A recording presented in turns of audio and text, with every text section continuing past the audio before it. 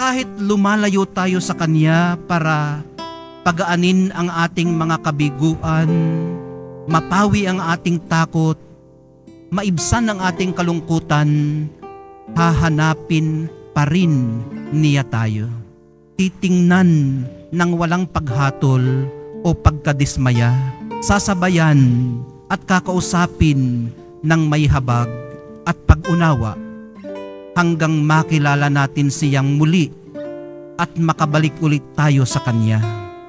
Blessed assurance po natin ito, minamahal kong mga kapatid, na hindi niya tayo hahayaang tuluyang makalayo o maligaw ng landas.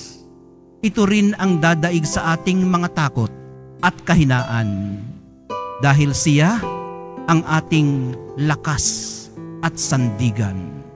Mahal na poong Jesus Nazareno, kinikilala po namin ang inyong pamamatnubay.